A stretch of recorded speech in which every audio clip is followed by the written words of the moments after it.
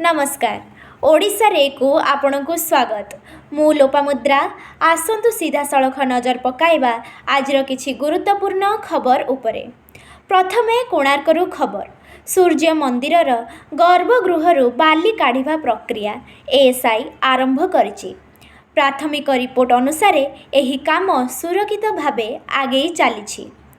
सेपेटे जनगणना कार्य लागिथिबा कर्मचारी सुरक्षा पाई सरकार नुआ एसओपी जारी करिछंती। निकटरे घटिथिबा एक अघटन परे राजस्व विभाग समस्त जिल्लापालंकु सतर्क करे देछि। आध्यात्मिक दुनियारू खबर। वैदिक मंत्रोच्चारण सह भक्तंक पाई खोलिला केदारनाथ मंदिर। हेलिकॉप्टररू फूल वर्षा करा जायछि। अन्य एक घटना रे महाराष्ट्र रे बीजेपी रैली जोगु ट्रैफिक जाम रे फसी मंत्री गिरीश महाजन को रास्ता उपरे विरोध करिसंती जणे महिला। शेषरे नजर पकाइबा पाणीपाग उपरे। राज्य रे एबे ताती असंभाळ।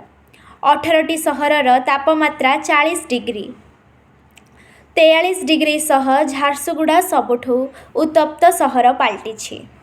आगामी 5 दिन जाए राज्य रे एमिति खरा जारी रहिबो बोली सूचना दिया जाइछि। एबे पई खबर केवल एतिकी। अधिक अपडेट पाई देखुथांतु ओडिशा रे। नमस्कार।